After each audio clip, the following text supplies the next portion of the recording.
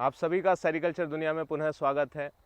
आज हमारे साथ यहाँ पर उपलब्ध हैं केंद्रीय रेशम बोर्ड के वरिष्ठ वैज्ञानिक श्री एएस वर्मा साहब। आपका मैं बहुत हार्दिक धन्यवाद व्यक्त करता हूँ कि आप ज्ञान का स्रोत और हमें ज्ञान से आलोकित करने के लिए यहाँ पर उपलब्ध हैं। बहुत धन्यवाद, आपने अपना समय दिया।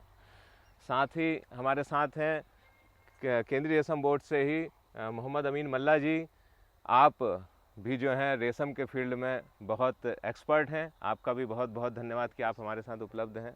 और मेरे साथ आपको दिखाई दे रहे हैं जनपद प्रभारी दीपक जी, आप हमारे साथ हैं, देवपा जी हैं और हमारे साथी और भी हैं।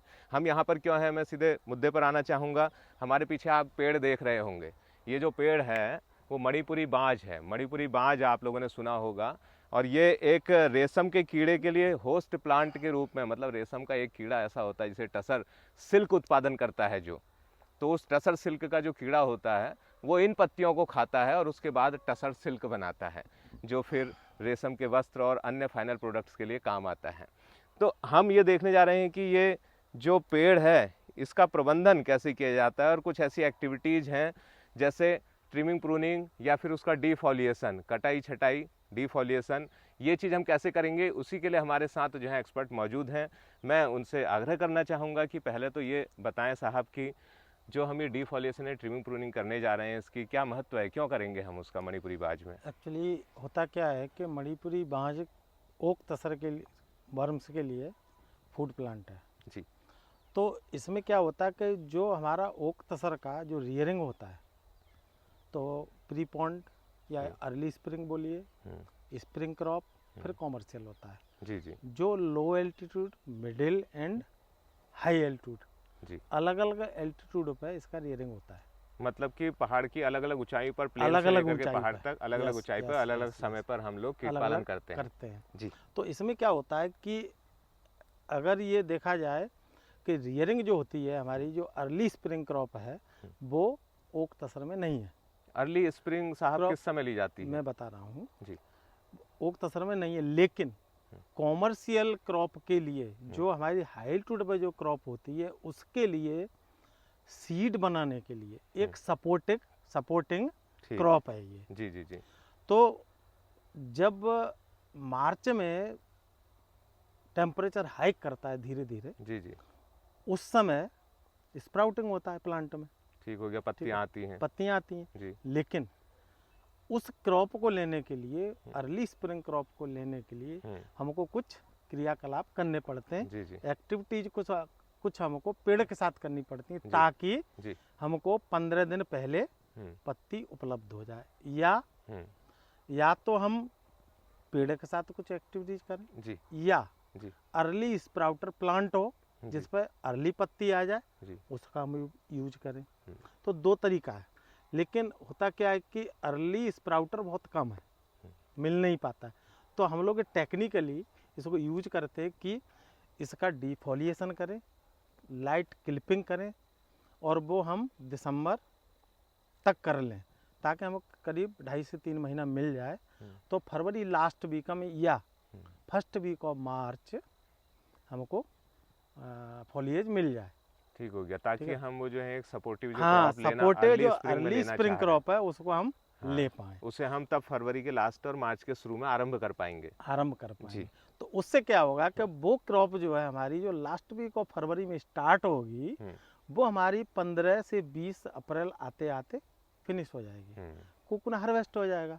कोकून हार्वेस्ट होगा, उसको हम तुरंत ही ग्रेनेज में ले जाएंगे और उसको प्रोसेस कर देंगे, और उससे बीज बनाएंगे। उससे क्या होगा कि हमारे पास जो पहले से प्रिजर्व सीड कोकून है उससे जो सीड बनेगा, साथ ही साथ ये सपोर्टिव और हमको मिल जाए। तो इससे क्या होगा कि हम हाई एल्टीट्यूड के सीड को प्रॉपरली फुलफिल करने में ये क्रॉप हेल्प करती है। जी जी जी। ये है। अब कोरैकस सेरेटा में क्या होता है कि ये जो प्लांट है नवंबर, दिसंबर, जनवरी, 3 महीना ये डाइपोज में रहता है, सुसुप्त रहता है, सुसुप्तावस्था में, शांत हो गया बिल्कुल, भाई कोई एक्टिविटी नहीं है उसमें तो टाइप से। कोरैकस सेरेटा में हम लोग नवंबर में ही प्रूनिंग करें, पोलार्डिंग करें, डिफोलिएशन करें, है ना, नवंबर दिसंबर में कर लेना है हमको।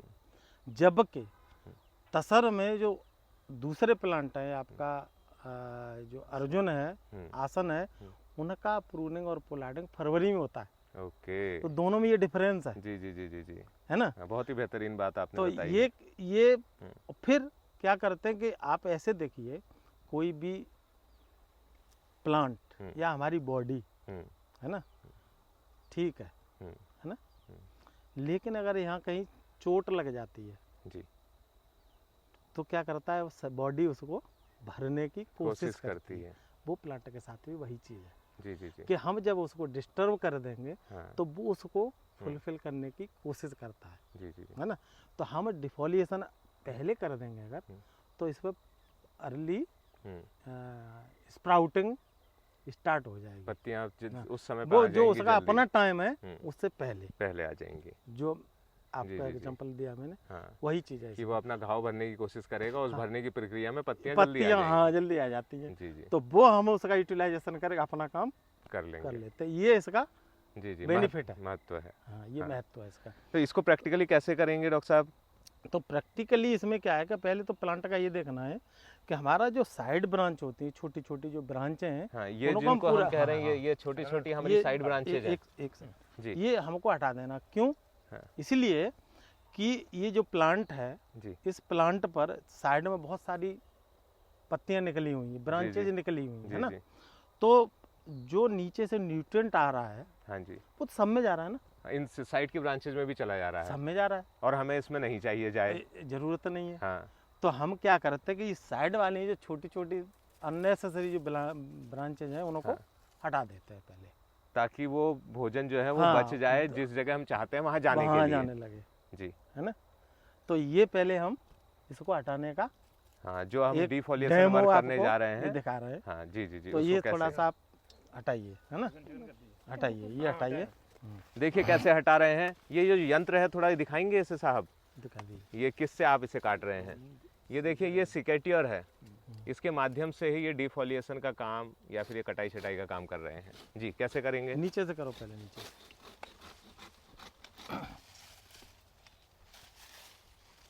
भाई ये स्पेसिफिक यंत्र है इसके लिए, वरना आप किसी भी चीज़ से काटेंगे तो उसको घाव ज़्यादा बड़ा हो सकता है। उससे ज़्यादा होता है जो हम यहाँ पे वो दरांती इस्तेमाल करते हैं। हाँ, लोग इसके लिए दराती का इस्तेमाल करते हैं। दराती का इस्तेमाल ना करें, क्योंकि उससे पेड़ में ज़्यादा घाव हो जाएगा।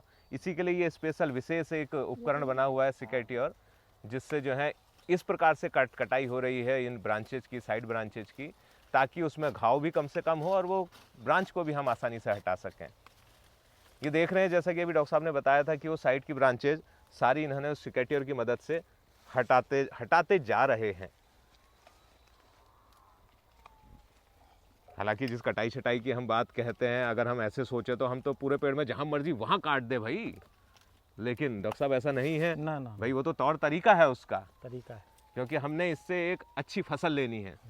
तो उसमें नियम कानून, यानी कि जो वैज्ञानिकों ने जो शोध किए हैं उसके अनुसार जो रिसर्च निकल के आई है, उस तरीके से कैसे काटेंगे वो हम दिखा रहे हैं। ये देखिए, सारी साइड ब्रांचेज जो छोटी मोटी हैं, और डॉक्टर साहब शायद उसमें कोई बीमारी लगी हुई ब्रांच भी होगी तो उसे तो भी वो भी हट जाएगी, उस समय उसे भी हटा देंगे वो हम। हट जाएगी। जी जी, ये पेड़ के मुख्य तने के ऊपर भी हम जा रहे हैं तो यही कार्यवाही कर रहे हैं, क्यों साहब? हाँ, वही कर रहे हैं अभी। आप देखिए, जो एक क्राउन टाइप का रहता है ना जी प्लांट का, जी, वो सेफ आएगा इसका। अभी आप देखिए, नीचे में जो झाड़ था वो पूरा हट गया। अब हाँ एक पौधा भी देखने में अच्छा लगने लगा ना। हाँ, पौधा भी देखने में अच्छा लग रहा है और जैसा हमें चाहिए, जिस रूप ये में ब्रांच और काटो यहाँ से। अधिक काम का, उस रूप में ये होता जा रहा है।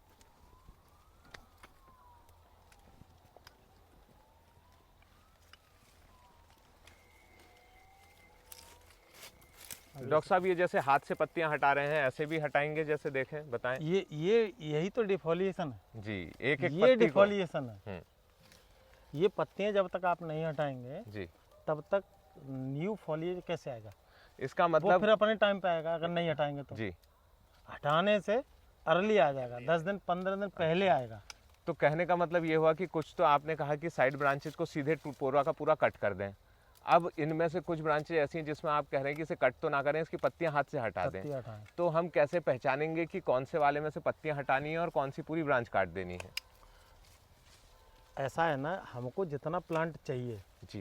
कि हमारा जो ब्रेसिंग है हम्म, अर्ली, मतलब जब अंडे से कीड़ा निकलेगा। हाँ जो अर्ली क्या बोलते हैं उसको, ये स्प्रिंग ना ना, क्रॉप ना ले रहे चौकी हैं। रियरिंग जिसको बोलते जी जी जी। हैं, चौकी जिसको बोलते हैं ना, चौकी रियरिंग के लिए हमको जो पत्ती चाहिए, हम्म, टेंडर लीफ जिसको बोलते हैं, मुलायम पत्ती। मुलायम पत्ती, जी। उसके लिए हमको इस तरह के, हमको कितना रियरिंग का मतलब कितना DFL का रियरिंग करना है, जी उतना प्लांट हमको देख लेना है जी। कि इतने में हमारा हाँ। ये इतने DFL का पूर्ति चौकी इन निकल पत्तों से, जाएगा। इन पत्तों से हो जाएगी। तो वो जब तक 10-12 दिन तक यूज करेंगे तब तक वो ऑल बाकी जो प्लांट हैं उनमें उनमें पत्तियां पत्ती आ जाती जाएंगी, होंगी। जी जी जी। तो वो फिर कंटिन्यूएशन में हो जाएगा। तो ये ऐसा कहने वाली बात हुई कि चौकी, जैसा डॉक्टर साहब ने कहा, वैसा अगर मेरे किसान भाई समझ पा रहे हो तो उस चौकी का मतलब है कि जब अंडे से छोटा छोटा कीड़ा शिशु के रूप में बाहर निकलता है तो 10-12 दिन जो 2 अवस्थाएं उसकी होती हैं वो कुशल लोगों की देख रेख में की जाती हैं। तो वो जो 10-12 दिन है उसको चौकी रियरिंग कहा जाता है। चौकी या ये एक टेक्निकल शब्द है। या आप उसको शिशु कीट पालन भी बोल शिशु कीट पालन भी बोल सकते हैं। तो वो जो चौकी कीट पालन है उस दौरान, क्योंकि कीड़ा बहुत छोटा होता है, जैसे बच्चा बहुत छोटा होता है, उसे केवल माँ का दूध पिलाया जाता है, ऐसे ही उस कीड़े को भी उस समय बहुत मुलायम पत्ती दी जाती है। इसीलिए डॉक्टर साहब का कहना है कि भाई शुरुआत में जो पत्तियाँ उनको उपलब्ध हों वो पत्तियाँ बहुत मुलायम होनी चाहिए शुरू की, इसीलिए हम ये डिफोलिएशन का कार्य कर रहे हैं। और जब तक वो 10-12 दिन होंगे, अभी क्योंकि ये तो जो है आपके फरवरी के लास्ट और मार्च के स्टार्टिंग में इनमें पत्तियां आ जाएंगी।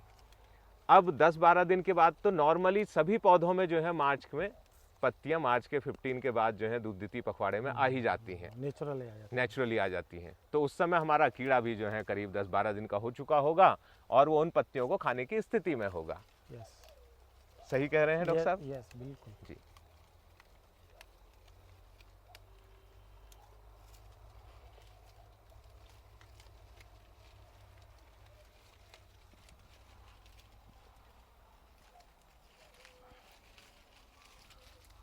इसमें क्या किसी और सावधानी बरतने की ज़रूरत है जिसको ये जैसा कर रहे हैं डॉक्टर साहब? हमारे साथीगढ़ जैसे इसका डिफोलिएशन करते जा रहे हैं, इसके बाद तो ये पूरा ही पेड़ मैं समझता हूँ बिना पत्तियों का हो जाएगा इस बिना समय। पत्तियों का हो जाएगा। हम्म,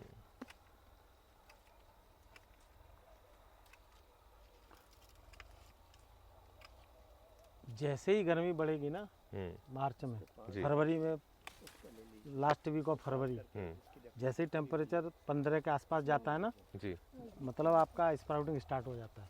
अच्छा, अभी हम जैसे इन पत्तियों को काट दे रहे हैं, तोड़ ये दे ऐसे ही रहे हैं, रहेगी, हटा दे रहे हैं, कुछ नहीं अब ये होगा। ब्रांचेज बिल्कुल ऐसे ही ऐसे ही रहेंगी। रहेंगी, और उस क्योंकि अभी ये डोरमेसी में जा रहा है, जी जी हो जी, सकता है नहीं गया होगा अभी, हाँ, तो 2-4 दिनों में चला जाएगा। चला जाएगा। जैसे जैसे ठंड बढ़ती है हम्म, वैसे वैसे ये प्लांट डोरमेसी में चला जाता है। हाँ जी, हाँ जी, ये इसका वो है। हाँ। फिर कहना है कि फरवरी में जब उसे अनुकूल टेम्परेचर 15 से डिग्री सेंटीग्रेड से ऊपर 15 का के ऊपर मिलेगा, जाएगा, धीरे धीरे धीरे 10 के पत्तियां 10 इसमें आनी शुरू हो जाएंगी आनी शुरू हो जाती है, और हमारा काम जो है बस शुरू हो जाता है। टसर सिल्क के कीड़े को, उसके बच्चों को पालने का कार्य। ओक तसर, हाँ, टसर सिल्क जिसे ओक टसर कहेंगे यहाँ पर हम, उस ओक टसर को, ओक हम ये बाँच के लिए ही इस्तेमाल करते हैं।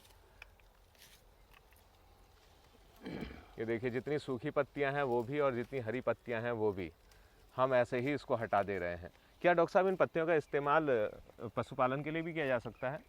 कहीं पर इनको पशु खाते हैं, कहीं नहीं खाते हैं। जैसे भीमताल है वहाँ खा लेते हैं, अच्छा। यहाँ पर जैसा ये बता रहे हैं हम्म। या नहीं खाते हैं। नहीं, मेरा कहने का मतलब अगर पशुओं को खिलाया जाए, हाँ खा सकते हैं, खिलाया जाए तो पशु इसको खा लेते होंगे। हाँ ये खाते हैं। पशुओं के चारे के रूप में तो ये पत्तियां बिल्कुल, इस्तेमाल होती बिल्कुल, होंगी। हाँ, बिल्कुल यूज किया जा हाँ, सकता है। क्योंकि आप का कहना है कि तो वो वाले पशु हैं जो अगर घुस जाएं कहीं और फिर वो खा रहे हैं, नहीं खा रहे हैं, खा पा रहे हैं, नहीं खा पा रहे हैं, लेकिन पशु चारे के रूप में भी इस्तेमाल किया जाता है इन बिल्कुल। पत्तियों को। जी जी और जी, जी, इसको जी। आप खाद भी बना सकते हैं ना। हाँ, तो यह भी यहाँ पर हमें डॉक्टर साहब की तरफ से निकल करके आ रहा है कि जो ये पत्तियाँ, जब हम इस प्रकार से डिफोलिएशन करते हैं तो ये पत्तियाँ भी बर्बाद नहीं जाती हैं। इन पत्तियों का कंपोस्ट बनाया जा सकता है। ये डिकम्पोज हो जाती हैं और एक बहुत ही न्यूट्रिएंट रिच, मतलब पोषक तत्वों से भरपूर खाद इसकी बन जाएगी जब हम इसको खाद के रूप में सड़ा करके खाद बना लेंगे।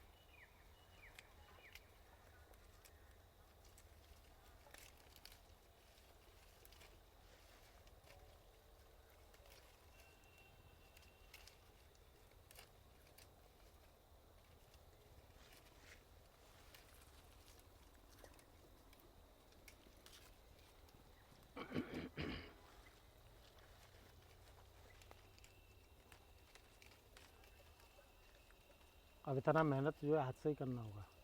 हाँ भाई, रेशम चीज़ भी तो ऐसी है, वो मेहनत से ही तो बनेगी। बिल्कुल।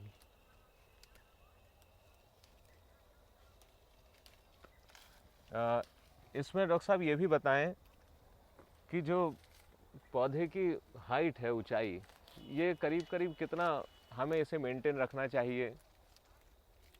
ये एक्चुअली पौधे की जो हाइट है वो हम रखते हैं जैसे सिचुएशन के हिसाब से भी रख रहे हैं। जी वैसे तो 5 फीट पे 6 फीट पे भी काट के रखते हैं, जी कभी कभी 4 फीट पे भी उसका हाइट मेंटेन करते हैं, जी जो मेन वो है। जी। लेकिन अब जब बार बार हम यूज कर रहे हैं उसको, हम्म, तो जो आपकी हाइट है वो तो मेंटेन रहेगी, क्योंकि थोड़ा कुछ ब्रांच ऐसी होती है जिन्होंने को यूज नहीं किया, उनकी हाइट बढ़ जाती जी जी। है ना। तो अभी हम लोग तो 8 फीट पर रख रहे हैं मेंटेन करके उसको। हाँ क्योंकि 8 फीट पर रखने से गाय और जो गोरू हैं अच्छा। वो उसका प्लांट को लॉस नहीं पहुंचा पाते, हाँ क्योंकि जब स्प्राउटिंग होता है तो वो उसको चर जाता है, हम्म, उससे क्या है प्लांट सूखने की संभावना ज़्यादा रहती है हाइट कम होने से। हम्म, तो हम लोग अभी जो है सरेटा का प्लांट जो है हम्म। वो कैंपस में जो प्लांटेशन है उसको 8 फीट पर ही रख रहे हैं। और हमें ये भी ध्यान देना होगा शायद कि हम उसे इतना ऊंचा रखें कि आदमी नीचे से ही उसमें से जब पत्तियों की जरूरत है तो काट के तोड़ ले। वो भी कर सकते हैं, ऐसा भी नहीं कि वो इतना ऊंचा पहुंच लेकिन जाए। नहीं, ज़्यादा हाइट होने से हम्म, तो हम 4-5 फीट का तो यूज कर ही सकते हैं। आजकल लॉन्ग प्रूनर आ गया है, जी जी। उससे हम पत्ती हाँ। काट सकते हैं, वो तो 20 फीट तक चला जाता है। हाँ और फिर हाइट अगर प्लांट की ज़्यादा नहीं तो स्टूल रख लेते हैं नीचे में, जी जी जी। तो 2-2.5 फीट का स्टूल बना लिया, हाँ। उसके ऊपर खड़े हो गए, तो अब 10 फीट तक तो ऐसे ही चले जाएगा। 5 फीट के हाँ। तो खुद ही रहते हैं, 6 फीट के, और हाथ फिर 1.5 फीट, तो हाँ। 7.5 फीट हो गया। जी जी 2-2.5 फीट का आपका स्टूल है अगर, तो हाँ। 10 फीट तक आप कवर कर सकते हैं ऐसे जी भी। जी जी जी। तो मैं ये समझा कि जब हम पौधे की हाइट की बात करते हैं तो दो बातें मुख्य हो जाती हैं उसके निर्धारण में, कि एक तो ये हो जाता है कि हम देखें कि वहाँ आसपास जो हमारे जानवर लोग हैं, जानवर से मतलब कि वहाँ पे बकरी है ज़्यादा, या क्या भेड़ जो है, या फिर उससे हाइट वाला गाय है, और कितनी ऊंचाई तक वो पहुँच सकती है। क्योंकि हर समय हम उसको वॉच करें, हमारे पास इतना सिस्टम हो, ये ज़रूरी नहीं है। अगर वो आ जाए तो वो किस हाइट तक पहुँच के उसे खा लेगी, क्योंकि जैसा आपने बताया कि ये तो पशु चारे के रूप में भी इस्तेमाल होता है। तो उस समय वो इसे खा लेगी, तो उससे बचाव के लिए हम एक इतनी हाइट बनाएं कि जहाँ तक वो मुंह भी मारे तो वो पत्तियों को ना नुकसान पहुँचा पाए। और साथ ही हमें ये भी ख्याल रखना है कि वो इतना ऊंचा हो कि जब आदमी उसमें काम करे तो आराम से वो उन पत्तियों तक पहुँच करके उनकी ब्रांचेज और पत्तियों को जिस भी प्रकार ज़रूरत हो वैसा वो उसे तोड़ सके, काट सके, ले जा सके कीड़ों को खिलाने के लिए। तो किसान भाई दो इन बातों का मुख्य ख्याल रखेंगे।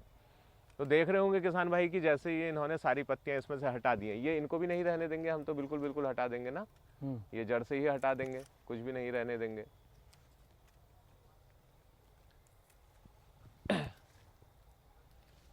ये पेड़ सबको दिखाई दे रहा होगा, हमारे साथ जुड़े हुए किसान भाई या फिर कोई स्टूडेंट होंगे या फिर जो रेशम के संबंध में जानकारी रखना चाहते हैं।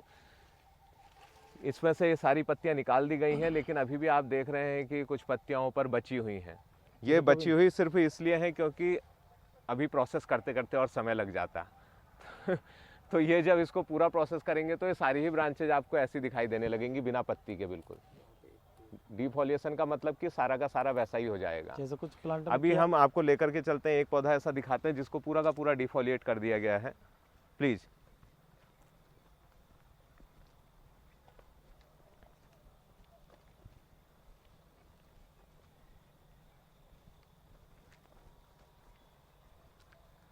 ये एक पेड़ मणिपुरी बाज का हमारे सामने है, जिसको इससे पूर्व डिफोलिएशन का काम कर दिया गया है, जिसका इसमें देख रहे हैं हम एक भी पत्ती नहीं है। देख पा रहे होंगे हमारे किसान साथी। एक उधर भी है और एक हम इस ओर भी नज़र डाल सकते हैं जो इससे थोड़ा सा बड़ा है, इसका भी डिफोलिएशन कर दिया गया है। लेकिन जो थोड़ी बहुत पत्तियां आपको दिखाई दे रही हैं वो भी इसमें से हट जानी चाहिए, इसका ख्याल रखें। कोई भी हमें फोलिएशन की इसमें ज़रूरत नहीं है, सारी पत्तियां उस समय हट जाएंगी। क्यों डॉक्टर साहब? बिल्कुल। तो मैं समझता हूँ डॉक्टर साहब कि ये हम लोग डिफोलिएशन में बहुत बात कर चुके हैं, और हमारे जो किसान साथीगण हैं वो ज़रूर किसान साथीगण और साथ ही हमारे रेशम विभाग के भी जो साथी लोग हैं जो इसमें काम कर रहे हैं एक्सपर्ट के तौर पे, हमारे एक्सपर्ट कार्मिक, स्किल्ड कार्मिक, वो भी इस बात से बहुत कुछ सीख लेंगे, और ताकि हम अपने उत्तराखंड में तो रेशम को, टसर सिल्क को बहुत ऊंचाइयों पर पहुंचा सकें इन तकनीकी जानकारियों से, साथ ही साथ देश में भी इससे विकास हो सके टसर सिल्क का। मैं बहुत बहुत धन्यवाद पुनः जो है करना चाहूँगा अपने साथी सीनियर वैज्ञानिक वर्मा साहब का, मल्ला जी का, मेरे साथी मेर जी का, और मेरे साथ जुड़े अन्य साथियों का, कि आप सब लोगों ने इतना साथ दिया और आपने इतनी ज्ञान की धारा हमारे बीच में बांटी है। और मैं फिर जो है लास्ट में अपने सभी साथियों से कहना चाहूँगा कि उज्ज्वल रेशम ऊंचा दाम, बड़े किसानों का सम्मान। उज्ज्वल रेशम ऊंचा दाम, बड़े किसानों का सम्मान। जय रेशम। रेशम की पैदावार बढ़ाएंगे, रेशम की पैदावार बढ़ाएंगे, हर घर हम खुशहाली लाएंगे।